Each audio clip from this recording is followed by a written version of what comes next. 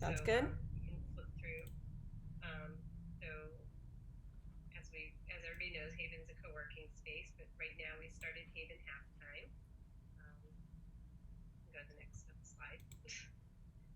Okay, and to find out about Haven Halftime, actually we've just updated the site, so now it goes all the way to the middle of May, I think. So we're pretty booked out every day with different Haven events, so you can go to Haven Halftime. Go to the next slide. So other sessions that are coming up this week, I just want to identify. Tomorrow we have, it's actually a members only event. Entrepreneur Women's Club, which usually runs at Haven, is running a session tomorrow, a lunch session on learning to use Zoom. Belinda and Wasser and Lisa Corrado are running it, and it's open to all Haven members too, so they've invited them, so you can sign up for that.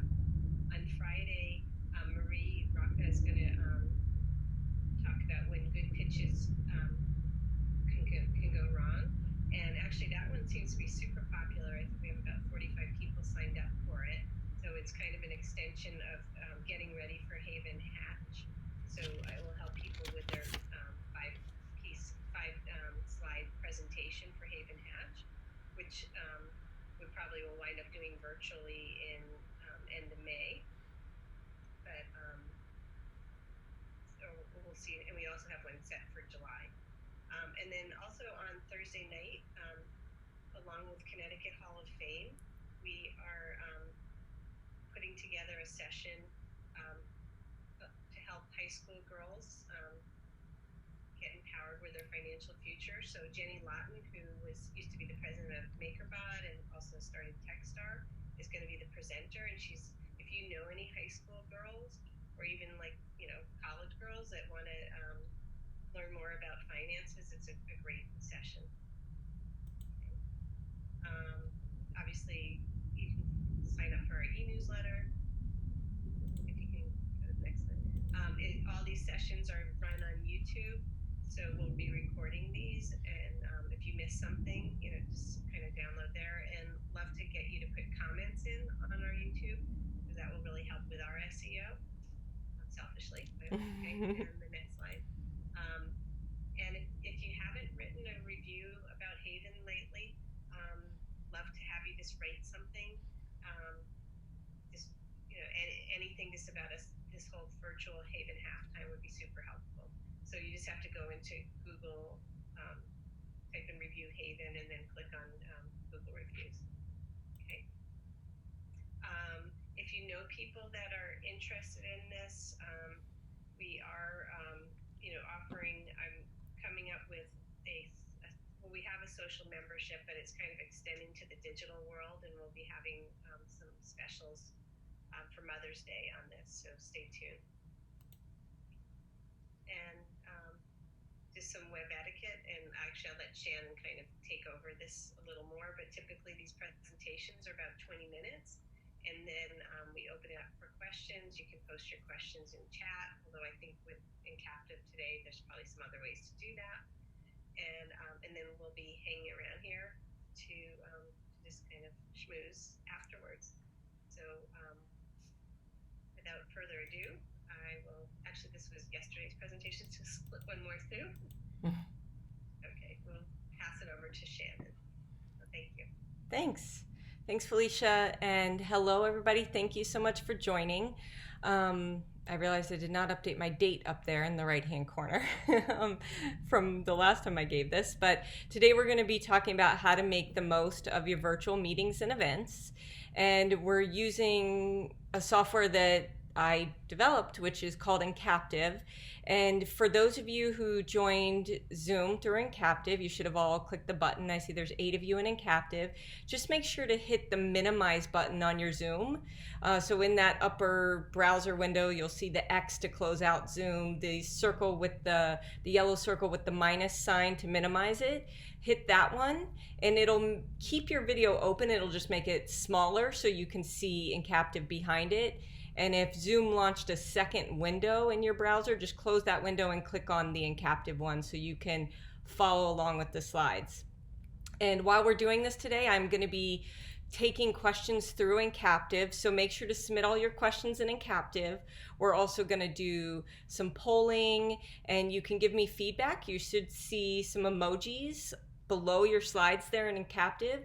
Those that feedback via those emojis are anonymous, so feel free to tell me if you're bored or confused. I can keep track of that, and it'll help me to make sure I'm going through the content and helping you understand it to the best of my ability. And then you can also take notes. Those notes are private to you. No one else will see them, and they will save for you so that after the presentation's over, you'll be able to log back into Encaptiv. You'll be able to see the slides and see all of your notes and contact me through the platform and everything. So it makes it easy to keep track of everything for you. And if there's any particular slides that are important to you, make sure to bookmark them, because then you can sort and view just your bookmarked slides later. And we are going to actually have a little prize at the end for the most active person, the most interactive person in Encaptiv throughout. So as you ask questions and take notes and give feedback and all of that, Encaptiv will calculate a score for you. And whoever is the most engaged at the end of all this, I will give a free 30-minute pitch deck review or presentation deck review that we can go through one of the decks you've been working on for your virtual presentations or events. All right. So without further ado, we're going to jump right in and start with a bit of an icebreaker. If you look at your screen on the right-hand side, you should see a couple of tabs, one for slides, one for questions, and one for polls. If you just click on the one that says polls, you should see a poll titled Work from Home. So I want you to click on the polls tab, click on the answer button next to Work from Home, and go ahead and submit your answer. So how have you adjusted to working from home? Are you loving it? Are you still adjusting? Are you ready to just get the heck out of there? I've been talking to people who are on all ends of the spectrum here. Some people are just like, I can't take it anymore. The kids are driving me nuts. Get me out of here. Or some people are just in webinar and virtual overload. So we have... people are loving it. That's great. My husband's loving it too. I'm a social person. I like to get out of the house, but I've adjusted. All right. So it looks like most people are loving it. There's a couple people still adjusting, and nobody is at the point where they're like, just make it stop. So that's good to hear. All right. So today what we're going to cover is a few different areas. We're going to talk about preparing for your virtual meeting or event. We're going to talk about video and audio, screen share, the interactivity component, as well as feedback from your presentations. And everything always starts with preparation, so let's talk about preparation. First and foremost, just like with any presentation or meeting or event that you're running, you need to think about the who, what, where, why, and how of your presentations. And when we're thinking about content even for online, you need to understand who is your audience, who are you talking to, and be prepared to adapt your content to that audience. You need to understand your purpose and your objective. So why are you talking? Your purpose is your greater reason for talking. Like, I want to elevate my credibility or promote my business. And your objective is the specific call to action you want your audience to complete after the end of that presentation. And then your core message is the key takeaway, what you want them to learn. And then your agenda is really the how you're going to deliver this. So keep that in mind when you're starting out. Then it comes down to thinking about how you're going to deliver it. Are you going to use Zoom? Are you going to use screen share? Are you going to use a tool like Encaptiv, GoToMeeting, WebEx? There's a ton of different ones that you can use, and we'll talk about that a little more when we get to video and audio and things like that. But you also want to think about not only the method, but the date and time. We were just talking about this before we got started. HAYVN halftimes were scheduled at 12 because Felicia was thinking there wouldn't be a lot going on at that time, and now there's a couple of competitors.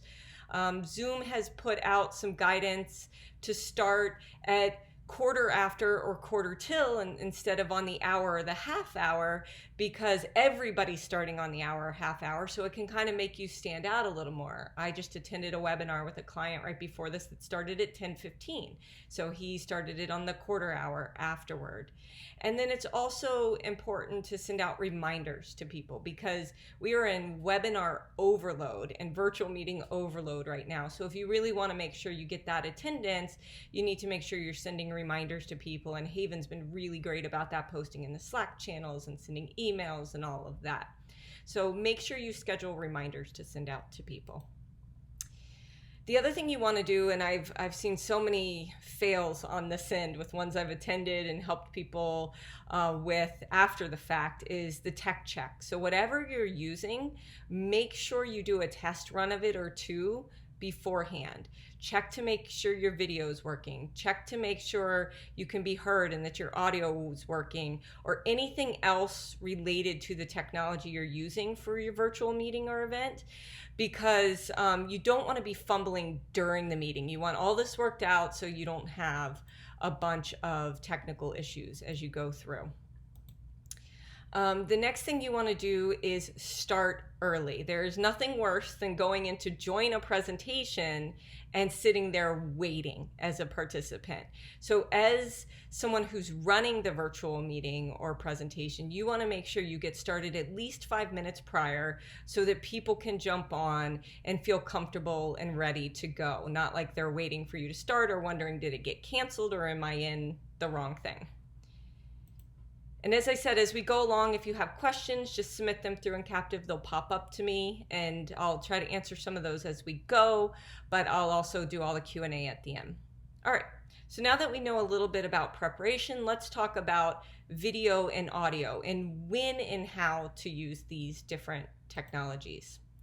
So we're going to jump back over to our polls tab again, and there's a poll called video conferencing. So I want you to answer that one. Tell me which video conferencing software you are using most often right now. And it looks like Zoom is the big winner so far.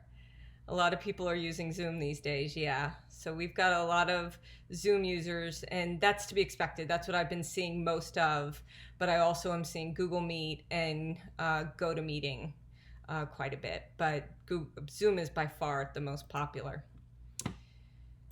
So let's talk a little bit about using things like Zoom, especially when you're the presenter, right? When you're using video, you want to make sure of a couple of things. One, you've got to pay attention to your lighting. You don't want to be in a dark room or have a big window behind you, because then people are going to have trouble seeing you. You want your light source in front of you and make it easy for people to see you and see your face. The second thing is your gaze. And this is one of the things that gets forgotten most. You want to make sure you're looking at the camera on your computer or your webcam, whatever's set up, because that makes it look like you're looking at your attendees. Whereas if you're looking down and looking at notes, or sideways looking at notes or another screen, it doesn't look like you're presenting to your participants. So it's really important to keep your head up and look at the camera. One of the things I like to do is drag my Zoom window right up below my camera so that it feels like I'm looking at people, because I can see the video and it brings my gaze up right to my camera. So that's a little trick if you have trouble with that. If you're used to wandering around with your eyes, pull it right up under your camera and minimize it so it forces you to look into that little section on your screen. Mute. Make sure that if you're using a tool like Zoom, that you mute all of the participants, because it can get noisy, especially when you have a lot of people. And then also management. So it can be really difficult to manage the chat or video when you have a lot of people. I've done a little research on this and talked to a lot of people about what do they feel the max participants should be on a Zoom call with video. And really after about 10 to 15 people, most people are saying it's too much. I'd rather just call in and listen and be visually stimulated otherwise. because it becomes really hard to keep up with this video roulette that's happening. And so you want to think about that when you're choosing the type of platform you're going to use to deliver your content. You also want to think about, am I going to have slides? If there's going to be slides, is screen share the best? If you're doing that, we'll talk about it a little more when you get to screen share, make sure you silence all your notifications and also share only the window you want to share, because if not, you could have some embarrassing pop-ups on your computer or text messages that you don't want people to see. As I mentioned, audio is often better. Well, actually have a question I want to answer because it's relevant. I'm hearing a lot of complaints about Google Hangouts. WebEx now seems old and clunky. Bigger companies seem to be picking up Microsoft Teams. So yeah, that's a great point. Every single one of these technologies has their pros and their cons. So Zoom, even with the paid level, unless you move into the higher paid levels, you're maxed out at 100 participants, whereas Google Meet immediately gives you up to 250 participants. Zoom also works better if it's downloaded, whereas Google Meet works really great in a browser and people don't have to download things, so it's a lot easier for them to join in. I've actually got both. And I find that I have more issues with Zoom than I do with Google Meet. But there are some things that Zoom has that Google Meet doesn't have, like the presenter can mute all in Zoom, but they can't mute all in Google Meet. So it's really understanding what your needs are and using what's best for you. So back to audio. As I said, when you start to get a lot of people on a video chat, it can be cumbersome and hard to manage. And so at that point in time, it might just be better to use the dial-in. So have people dial in via the phone call to follow along. And if you need to share something, you can either that's where you can use a Zoom or a Google Meet or something to do screen share, or like an Encaptiv to share your screen and have people follow along with the audio. The other thing to take into consideration is if you're only having 2 or 3 people on the line to have a conference, you probably don't need video chat unless you really need to see each other for some reason. And you probably don't need a dial-in line. A lot of these dial-in services and video chat services like Zoom and free conference call are having bandwidth issues right now because everybody's at home and using them. And so just picking up your cell phone and doing a FaceTime, or picking up your cell phone and doing a conference call where you call one person and add a third person in, that is going to probably give you better quality, and you won't have to worry about things dropping off or being interrupted by the internet. So if you're having smaller meetings like that, it's better to do direct in those type of situations. So just to reiterate, when to use video versus audio. Video is great for small groups, if you need to do demos, or if you have minimal content. Audio is really good if you have large groups, or if you're doing a presentation or doing content sharing. Like today, I'm doing content sharing, but also using the video so you can see and hear me if you'd like. All right, screen share. Screen share is really great if you want to make something come alive. Like if you're trying to navigate a website or play out a video, or you really want to show and tell something, that's when screen share becomes really valuable, because people can see you clicking around and moving around your screen, and it's really like a live demo but online, if you think about it that way. And again, if you are going to be doing screen share, be very cognizant of only sharing the specific window and or muting all of your notifications, because if not, people might be seeing your email notifications popping up, they might be seeing your text messages come in, or other things that you don't necessarily want them to see. And the other thing I recommend if you're doing screen share is to go full screen with whatever you're sharing, or open a browser specific to whatever you're sharing, or a screen specific to whatever you're sharing, so people don't see everything else that's going on your screen. For example, I've attended a number of screen shares where people have 300 tabs open, and that's exaggerating, 20 or 30 tabs open, and a lot of other things going on their screen, and they haven't pulled the section that they're trying to share with me open fully. And so what that's doing is it is making me distracted and seeing everything else that's going on around on their computer. So make sure you're really careful with what you're actually sharing on your screen.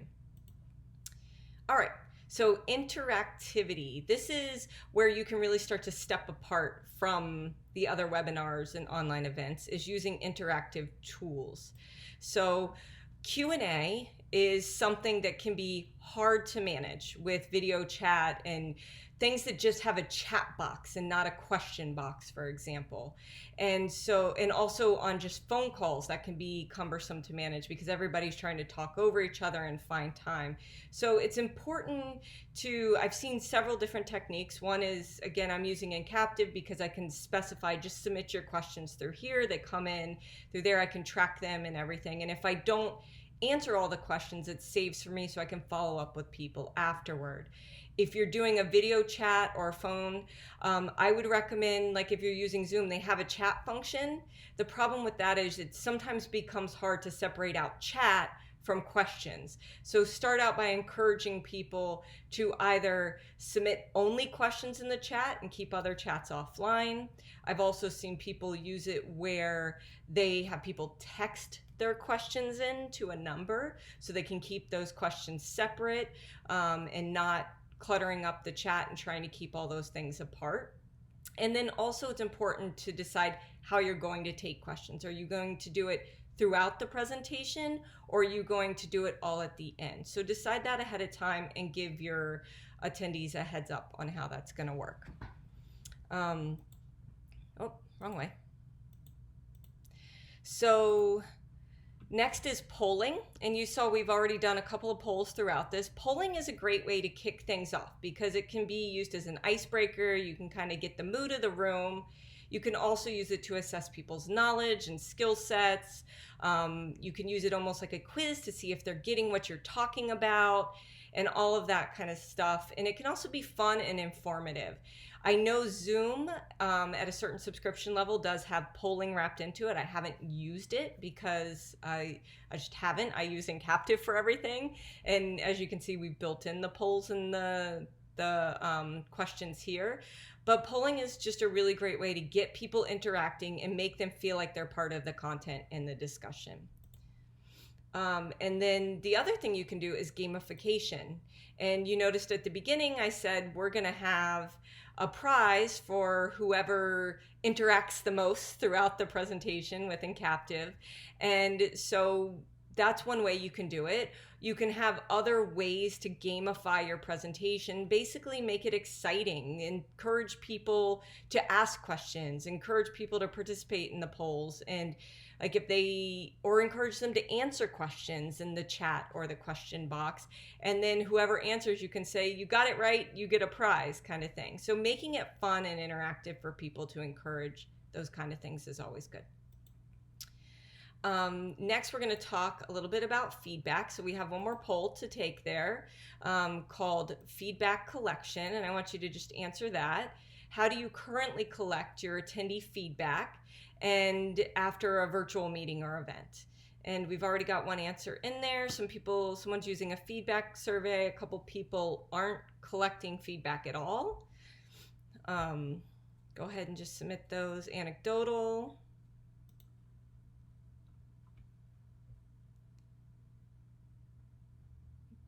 We'll let those results keep coming in. But feedback is a really important aspect to making your virtual presentations and events better as you move forward, and also to help you understand what kind of content people are going to want to see and learn and hear about. And so let me just turn this off and go back to that. And if you didn't already submit your results, you can keep submitting them even though they're not on the screen. So let's talk about a few different types of feedback.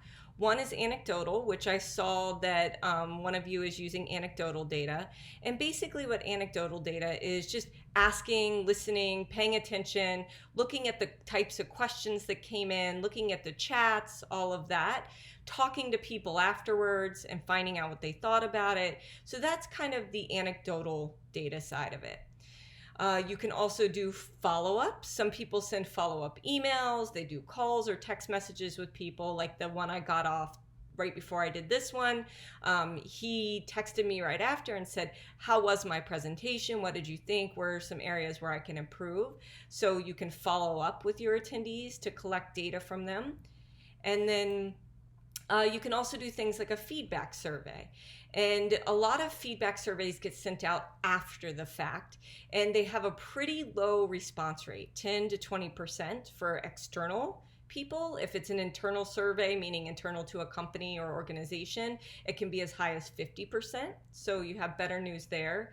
But I'm going to actually push a feedback survey out to all of your computers right now. That's a 2-question survey. And I'd like you to just take a minute to fill it out. If you don't want to fill it out right now, I'll push it out again when we're done so you can fill it out.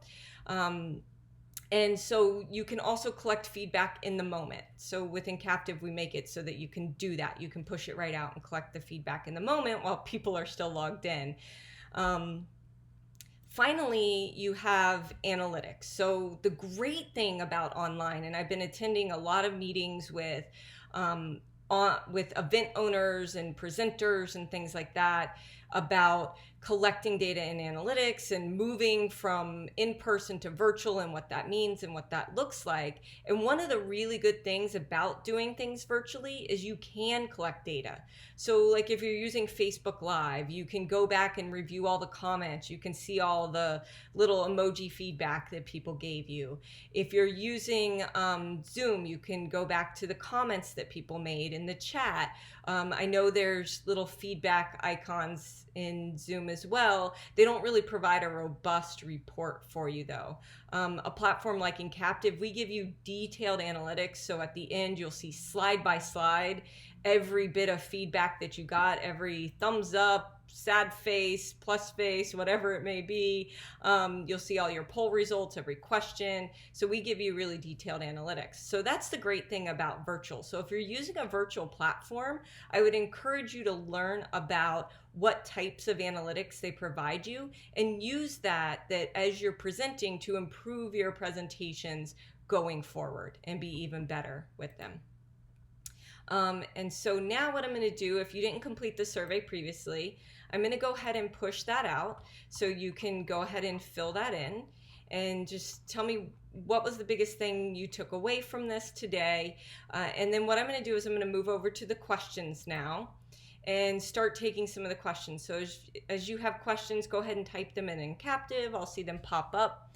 So I have a question here. Do you know which video conferencing company is preferable for voting? For instance, I am attending a nonprofit annual meeting this evening and the board slate is being voted on. We are doing it in Zoom, but it's not ideal. So as far as voting is concerned, it would depend on how you really want to collect that information. So if you're using Zoom, you might want to use the polling feature and poll people if they give you the details of who voted which way, or if you're not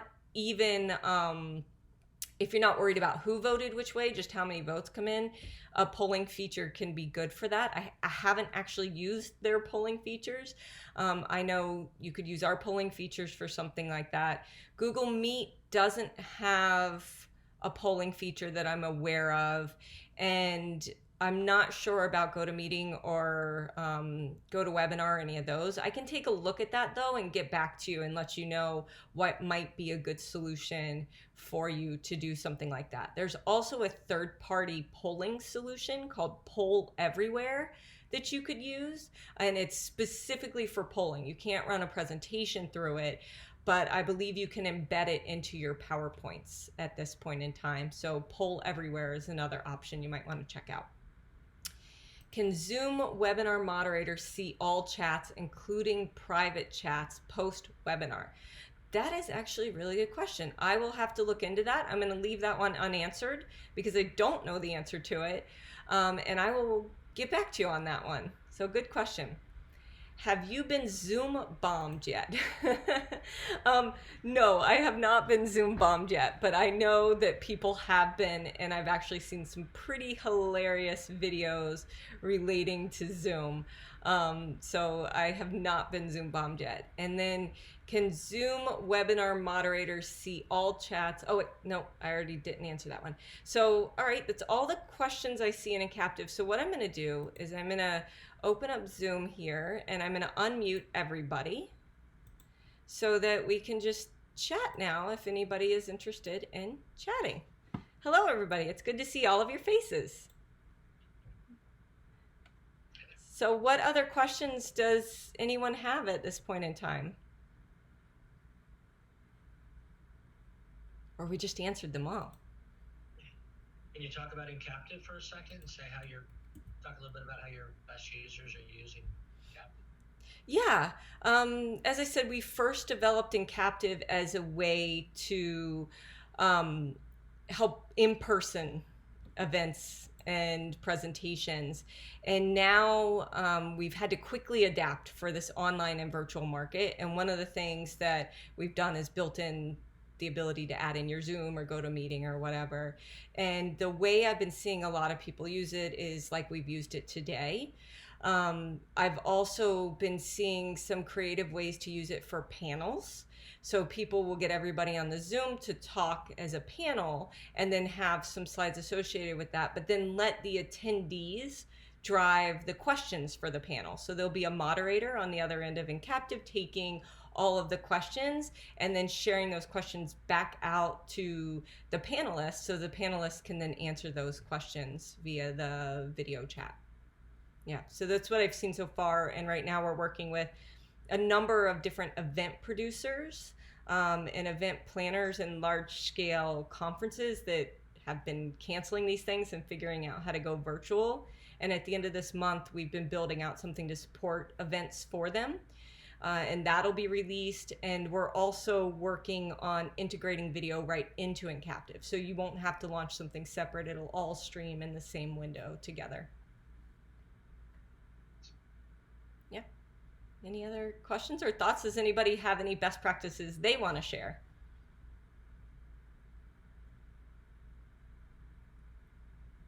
I actually have a question.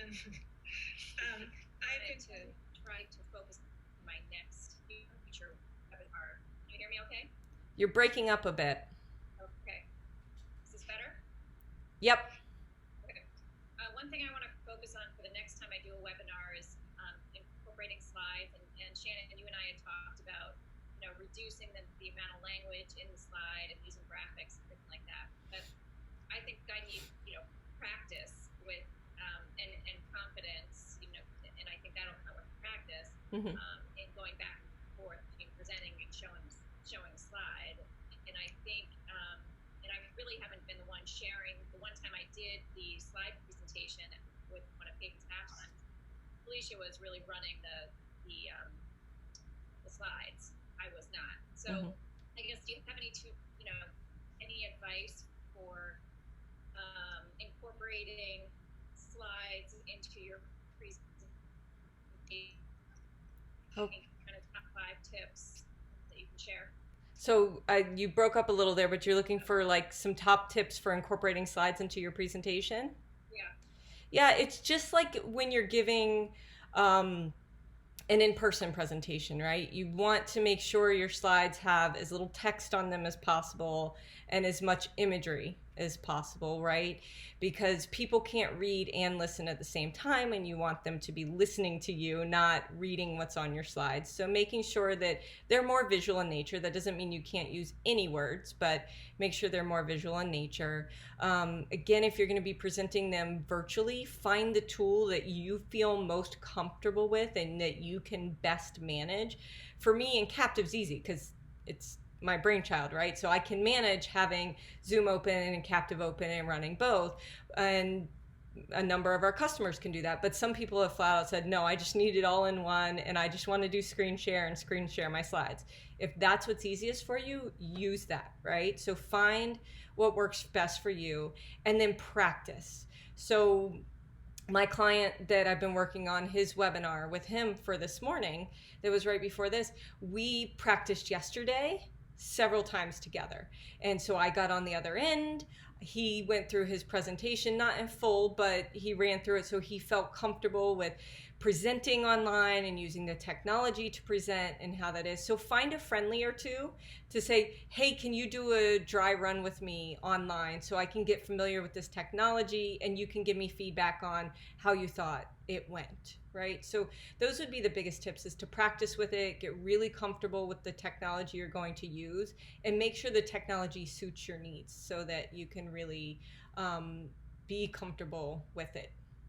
Is there a rule of thumb for the amount of time that you have and the number of slides that you should have, like a 20-minute or 20-minute presentation? What's the ideal number of slides? Yeah, so there is a rule of thumb. I don't always follow it, but the rule of thumb is one slide for every 1.5 to 3 minutes, right? So you shouldn't be flipping through the slides too much because that can be distracting. But at the same time, you shouldn't be leaving 5 or 10 minutes between slides because people they need that visual stimulation, especially when they're staring at a computer. So if things aren't moving around enough, they can get kind of bored and start clicking out and going to do other things. Okay. Yeah. Thank you. Shannon, you kind of answered Alexis's question. Yeah. Answered most of my question, but I'm back on practicing for a second. Did most of the platforms let you kind of record yourself giving a presentation with screen shares and stuff to let you, if you can't find somebody that's going to give you an hour to practice with you? Yeah, I know with Zoom you can use the record function if it's just you. So go ahead with that. If you're on a Mac actually has a built-in screen recorder that you can use. And so all you do is you launch it and you can tell it to record your whole screen and turn on your webcam so you can see yourself in video as well, and just record it and play it back. So yeah, I know you can use Zoom for that, and I know you can use different screen recording software for that. And how about any tips for managing things like panels where you've got multiple people presenting the same slide deck, right? You're kind of, and I guess probably Zoom is the environment that I'm most used to, but in that environment, any tips for managing, 2 or 3 people speaking to one deck, right? Are you texting back and forth to say, turn on the slide? Are you verbally saying, hey, if one person's managing this, one person should always manage the slides, right? I mean, any overview on that? Yeah, so everybody kind of does what's most comfortable for them, right? I've seen it done a lot of ways. With Encaptiv, we've set it up so that, for example, I logged into my account, but I could have other people log into my account and be presenters as well, so they can control their slides, I can control my slides, we can all see the questions and everything, but we all need to be logged into the same account to do that. So that's one way that I've done it with Encaptiv. With like Zoom and things like that, I've seen different things where people have kept their own portions of the deck. And so I would have my slides, you would have your slides, Alexis would have her slides, and when it's time for you to present, I would hand off the screen share to you, you'd go through your slides, and then when you're done, we'd hand off the screen share to Alexis, she'd go through her slides, and when she's done, she'd hand it back off to me and I can go through mine.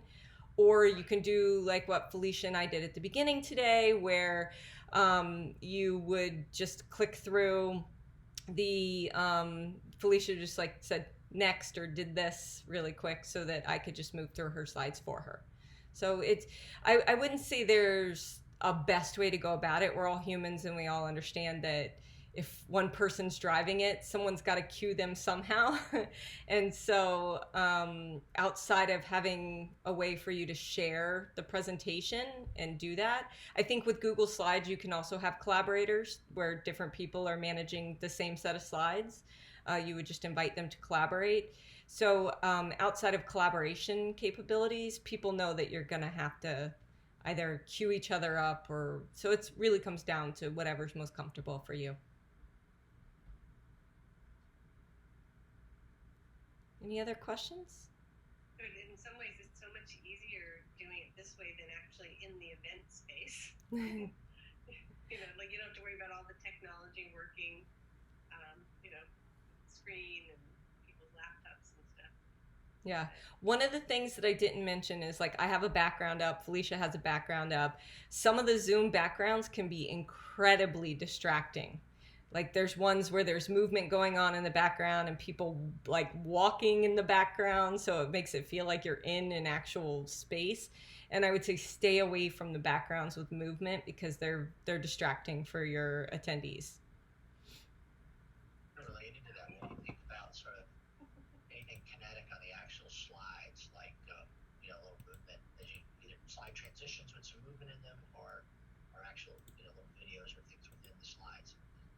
So like this is an example. This one's moving, and it can get distracting, right? After a while, people might be looking what's going on. But yeah, you can also do movement and things in the slides as well. Is that your dog, Felicia? So this is Howie. This is when I first, when we were just first setting up HAYVN, he would come over and visit all the time, and he was doing a downward-facing dog. You know Howie? That's Fletcher's dog. Really cute. This was super helpful. Thank you, Shannon. And you're not recording anymore, are you? Yeah, I'm still recording. I can end the recording. All right, I'm going to end the recording.